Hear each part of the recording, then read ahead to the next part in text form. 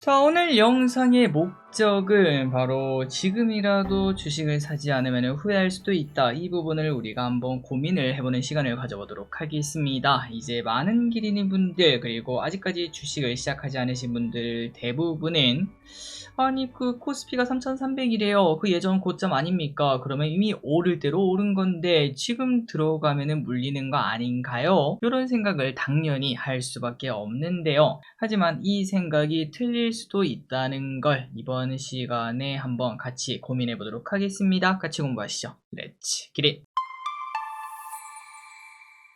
자, 일단 들어가기 앞서 이거부터 말씀드려야겠죠. 100%라는 거는 전 세계 어디든 없습니다. 갑자기 전쟁, 경기 침체, 정부 정책 변화 등으로 인해서 상황은 언제든 변동될 수 있다는 것. 그렇기 때문에 이제 이 영상을 보시고 난 다음에 저 기릿이랑 지속적으로 공부하면서 바뀌는 분위기도 체크를 계속 하시는 게 좋을 것 같습니다. 그러려면 당연히 구독 눌러야겠죠. 이 영상이 마음에 드신다면 좋아요, 구독 누르시면 진심으로 감사합니다. 자, 바로 보도록 하겠습니다. 오늘의 목표가 뭐라고요? 맞습니다. 증시 더 오른다. 그 이유를 말씀을 드리는 거죠. 일단 첫 번째는 차트를 보도록 하겠습니다.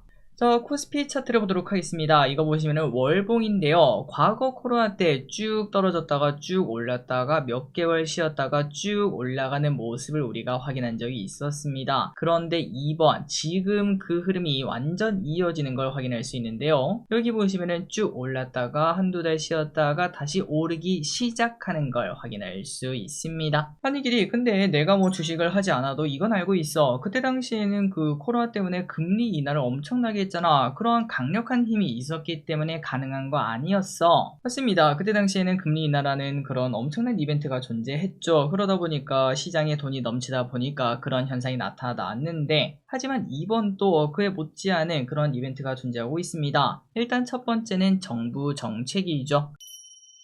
자, 이번 정부는 지금 현재 주식시장을 올리려고 최선의 노력을 다하고 있습니다. 혹자는 그걸 또 믿냐? 정치인 말을 믿는 너 바보냐? 이렇게 말씀하실 수도 있는데요. 하지만 민주당 쪽에서는 안 할 수가 없는 상황입니다. 그걸 빠르게 보도록 할게요. 자, 여기 보시면 이 대통령 부동산 한두 번 대책으로 안 된다. 끊임없이 투기를 통제하겠다. 그리고 그거를 억제시키는 반면 주식시장은 정상화시키겠다라고 지속적으로 말을 하고 있습니다. 자, 그런데 중요한 건 이겁니다. 금리 인하 시기에 부동산 상승 막을 수 없어요. 이번 정부는 부동산을 결국은 또 막지 못할 겁니다. 그리고 그 이유는 뭐 정책이 잘못되었다 뭐 그게 아니라 그냥 금리 인하 시기에는 당연히 자산 가격이 오르는 게 어쩔 수 없는 흐름이다 보니 그렇다고 정부가 집값을 잡겠다고 완전 박살을 내버릴 수는 없지 않겠습니까? 그 애매한 조금 오르면서 물가 상승률만큼 오르고 사람들도 이제 이 정도는 뭐 올라야지 이런 식으로 이제 이해할 수 있는 그 정도를 올리는 게 가장 중요한 것 같은데 그게 말처럼 쉬우면은 글로벌에서 뭐 금융 문제 그런 것들은 절대 생기지 않을 것 같습니다. 어쨌든 금리 인하 시기에는 결국 부동산은 오를 거라고 생각하는데요. 그 이유는 심플합니다. 시장에 돈이 넘쳐나게 되고 그 돈은 자연스럽게 투자처를 찾을 수밖에 없기 때문에 부동산으로 몰릴 수밖에 없습니다. 그리고 지금 기름들이 아시다시피 우리나라 정부는 민주당 쪽이죠. 그리고 보통 사람들은 민주당은 부동산이다 이렇게 말을 하는 편이다 보니까 모두가 주식보다 부동산을 쳐다보는 상황인 걸 확인할 수 있어요.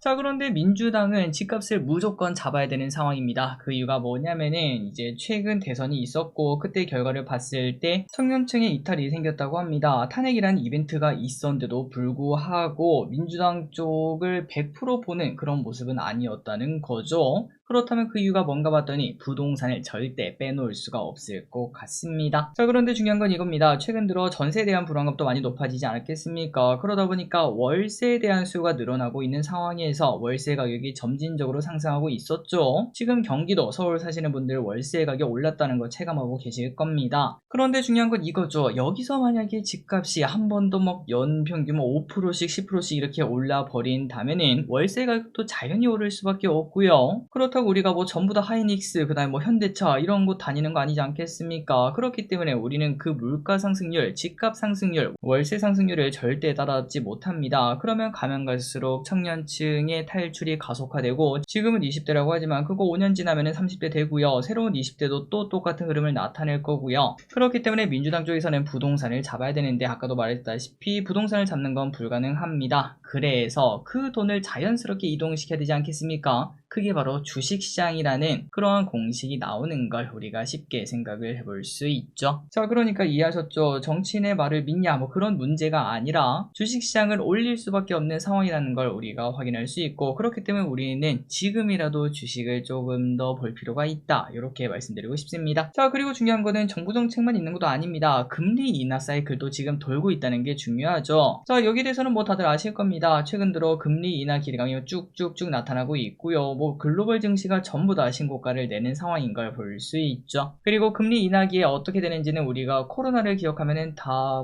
기억나실 겁니다. 벼락거지라는 단어가 등장했던 그 시절, 시장에 돈이 넘쳐나면 어떤 일이 생기는지 우리가 직접 두 눈으로 확인을 했었죠. 물론 그때만큼 금리가 매우 낮은 편은 아니지만 그럼에도 우호적인 상황이라고 말할 수 있겠습니다. 자, 그리고 네 번째는 PBR입니다. 자, 기리분들이 아마도 지금까지 영상을 보시면서 이런 생각을 하셨을 것 같은데요. 아니 기리, 그래 뭐 그건 좋다. 그래서 2000 초반에 내가 샀어야 되는데 근데 지금은 좀 너무 높지 않나, 너무 많이 올랐잖아, 요렇게 생각하실 수 있는데요. 자, 그런데 2021년 코스피 3300 그때 고점, 그리고 지금 이제 딱 그 고점까지 오지 않았겠습니까? 하지만 그때 3300이랑 지금 3300, 이 숫자에 속으시면 안 됩니다. 데이터가 달라요. 우리는 21년부터 25년까지 오면서 결국 경제는 성장해 왔습니다. 그리고 기업들도 당연히 성장을 하고 있었고, 그래서 우리는 그거를 PBR로 많이 말을 하거든요. 그래서 21년도 PBR이 어땠나? 1.4배였고요. 지금 PBR 3300까지 왔는데도 이제 1.1배인 걸 확인할 수 있습니다. 아직까지 전 고점까지 가려면 0.3배가 더 올라야 되고, 말 그대로 거의 뭐 30% 더 오른다는 거, 그러면 얼마죠? 전 고점까지 간다면 코스피 4000이 된다는 의미가 됩니다. 진짜 대박이죠. 그리고 이거는 저의 의견이 아닙니다. 여기 보시면은 해외증권사 CLSA는 코스피가 4500까지 가능하다라고 최근에 언급한 적이 있었고, 내년까지 증시가 더 오를 수도 있겠다, 이러한 긍정적인 생각 우리가 전부 다 같이 할 수 있겠습니다. 자, 그러니까 코스피가 3300이라고 쫄 필요가 없다는 거죠.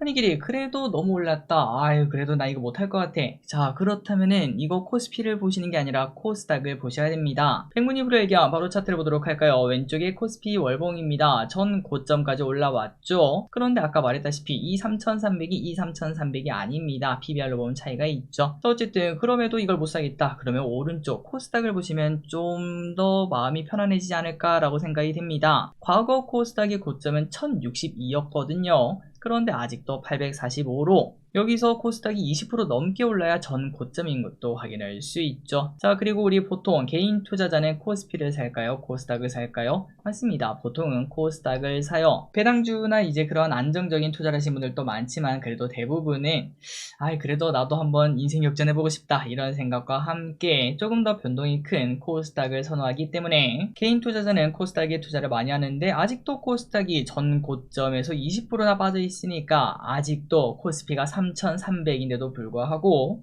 기리분들 아직까지 안 느껴지죠? 근처에 주식으로 돈 벌었다고 말하는 사람 아직까지 많나요? 딱히 없을 겁니다. 아직 식당에서 지하철에서 주식을 보는 사람들이 그렇게 많지는 않죠. 그리고 그 이유는 바로 코스닥 때문에 그렇습니다. 자, 그렇다면 앞으로 시간이 흘렀을 때 코스피가 설령 못 오른다고 하더라도 이제 코스피가 위에서만 버티고 우리 경제가 조금만 더 좋아진다면은 그러면 코스닥도 자연히 올라가지 않겠습니까? 전 고점을 향해. 보통 우리는 이걸 키맞추기라고 말을 하죠. 그 시기가 올 때쯤 우리는 그제서야 이제 주변에서 나 주식으로 얼마 벌었어, 지하철에서 그리고 이제 엘리베이터 안에서 기리세 주식 노트를 보고 있는 사람들을 쉽게 발견할 수 있을 것 같습니다. 그리고 그때쯤 되면 우린 뭐 하면 될까요? 팔고 나올 때가 됐다, 이렇게 말할 수 있겠죠. 다음으로 우리가 투자를 해야 되는 이유는 바로 또 성장주라고 말할 수 있겠습니다. 자, 금리 인하기에는 뭐 성장주인 건 아마 알고 계실 거라고 생각하는데요. 그 이유가 뭐냐 간단하게 설명드리자면은, 보통 성장주는 지금 실적은 좀 바닥에 깔려 있습니다. 하지만 미래가 찬란할 것 같아요. 뭐 예를 들면은 테슬라, 그런 기업을 예시로 들 수 있겠죠. 그리고 보통 그런 기업들은 빚을 많이 내서 이제 대규모 투자를 하면서 크게 성장할 것을 꿈꾸는 기업들인데,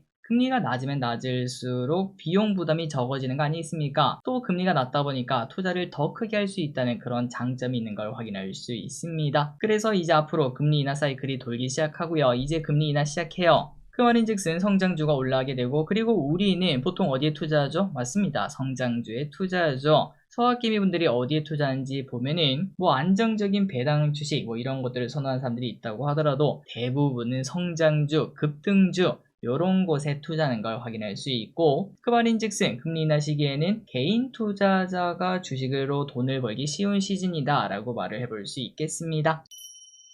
그리고 마지막으로 반도체도 우리가 주식을 사야 되는 이유 중 하나입니다. 자, 반도체는 보통 4년 사이클을 가지고 있습니다. 그런데 최근 들어서 사이클이 돌아오는 느낌이 슬슬 오고 있다고 하고, 주식하시는 분들은 아마 알고 계실 거라고 생각합니다. 이번 주부터 반도체 분위기가 확 바뀐 걸 확인할 수 있었죠. 실제로 이제 하이닉스와 삼성전자는 일단 연 고점 신고가를 쓰는 걸 확인할 수 있고, 하이닉스 어느덧 30만원을 그냥 돌파했고요. 목표가가 40만원이란 얘기, 삼성전자는 목표가가 95,000원이란 얘기가 솔솔 등장하고 있습니다. 그리고 우리나라는 반도체 섹터 의존도가 많이 높습니다. 반도체가 올라가기 시작하면 지수가 쭉 올라가기 시작하는 효과를 볼 수 있는데, 그 말인즉슨 우리가 투자하기 좋은 시즌이라고 말을 해볼 수 있겠죠. 자, 그래서 여기까지 코스피가 4천 가는 이유에 대해서 한번 공부를 해봤습니다. 물론 이거 말고도 더 많은 이유가 있고요. 물론 또 그거보다 더 많은 변수도 존재할 것이고요. 그런 것들을 전체적으로 여러분들이 고민을 해보시고 앞으로 내가 주식 투자를 어떻게 할지 한번 고민하는 시간이 되셨길 진심으로 바랍니다. 도움되셨다면 구독, 좋아요 진심으로 감사합니다.